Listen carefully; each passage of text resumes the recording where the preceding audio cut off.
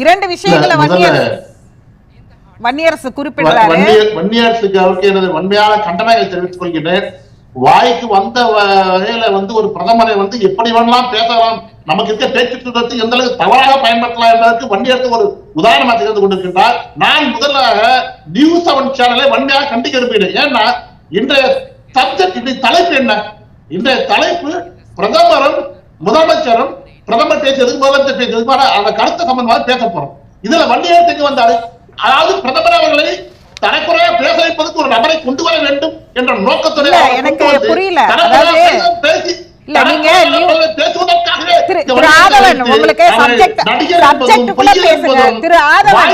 வரக்கூடாதுன்னு நீங்க கணக்கிடுறீங்க. அவங்க மக்களவை உட்கார்ந்துருக்கிறாங்க, அவங்க பொலிட்டிக்கல் பார்ட்டி. ஆனா நீங்க எப்படி சொல்ல முடியும் இவ்வளவுதான் கூப்பிடணும் இவ்வளவுதான் கூப்பிடக்கூடாதுன்னு? அவர் பேசுறதுக்கு மறுத்து பேசுங்க.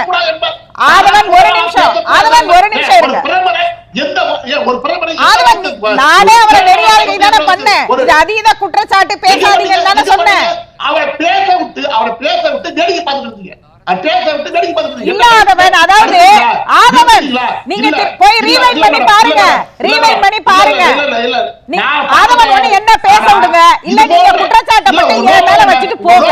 ஏதாவது ஒண்ணு விவாதமா ரெண்டு பேரும் பேசணும் பரஸ்பரம். உங்க நோக்கம் என்ன?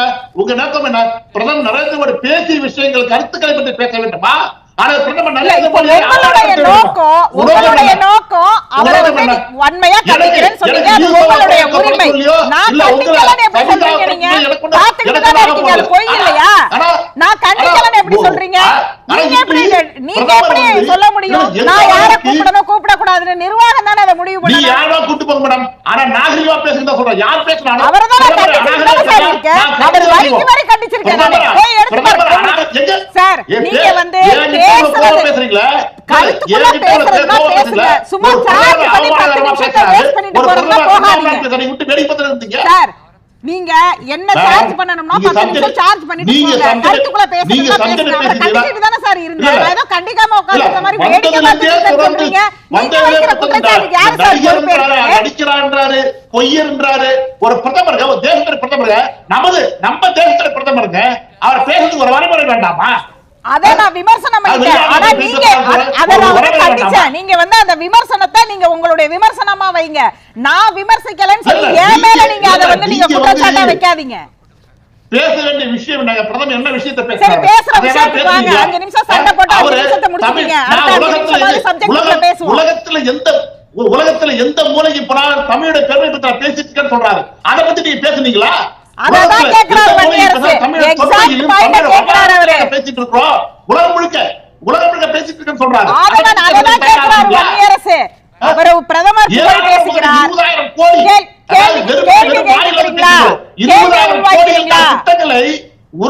கோடி திட்டங்களை துவக்கி வைத்து விட்டு பிரதமர் பேசிட்டு இருக்காங்க. அதை பத்தி யார பேசுறீங்களா? என்ன திட்டம் துவக்கி வச்சாரு? அந்த விமான நிலையத்தை 1100 கோடிக்கு மேல விமான நிலையத்தை துவக்கி வச்சு பேசிட்டு இருக்காரு. பிரதமரை பேச ஒரு நாகரிகம் வேணுங்க. ஒரு உச்சகட்ட அனாவரத்து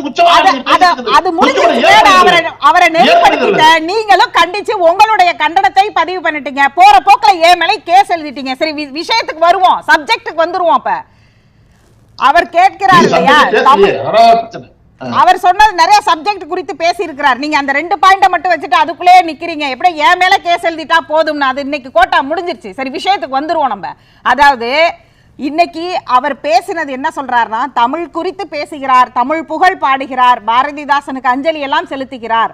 ஆனால் தமிழுக்கு ஒதுக்கிய நிதி எவ்வளவு, தமிழ்நாட்டுக்காக ஒதுக்கிய நிதி எவ்வளவு, நாம இயற்கை பேரிடர்னு அறிவியல் கேட்கிறார் முதலமைச்சர். பல முறை தமிழ்காவது நீ இருந்து பல முறை நம்ம விவாதத்துல பேசுறோம். ஒரு நிமிஷம் நான் சொல்லிடுறேன், ஒரு நிமிஷம் பேசுறேன். தமிழுக்கு ஒதுக்கிய நிதியை பத்தி பல முறை நம்ம இதே விவாதம் பேசிட்டோம். சமஸ்கிருதத்துக்கு உலக அளவில் இருக்கிற எத்தனை பல்கலைக்கழக இருக்கைகள் ஒதுக்கி இருக்காங்க. தமிழுக்கு எத்தனை பல்கலைக்கழக இருக்கைகளை தமிழக அரசாங்கம் உருவாக்கி இருக்கு. எத்தனை இருக்கைகளை பொறுத்தவரை நிதி ஒதுக்க முடியும்? சமஸ்கிருதத்துக்கு ஏராளமான இருக்கைகள் அமைச்சிருக்கிறாங்க, அதுக்கு நிதி ஒதுக்குறாங்க. தமிழுக்கு இருக்கைகள் அதிகப்பட்டாங்க. யாருடைய குற்றம்? தமிழ்நாடு சொல்லுவீங்க.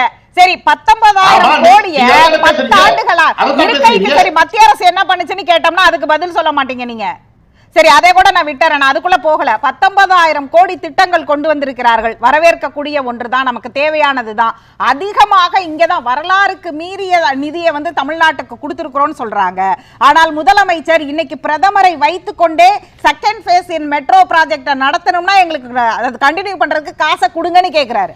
பிரதமர் வந்து மேடையில வச்சுட்டு தானே கேட்டாரு முதலமைச்சர். மெட்ரோ ப்ராஜெக்ட் பொறுத்த வரைக்கும் மத்திய அரசாங்கம் கொடுக்க வேண்டிய நிதி என்பது 10%. மொத்த ப்ராஜெக்ட் 10%. அதுல ஏற்கனவே 5% கொடுத்துட்டாங்க. மீதி 5% கொடுக்க வேண்டும். பாதியை கொடுத்துறாங்க. கொடுக்க வேண்டிய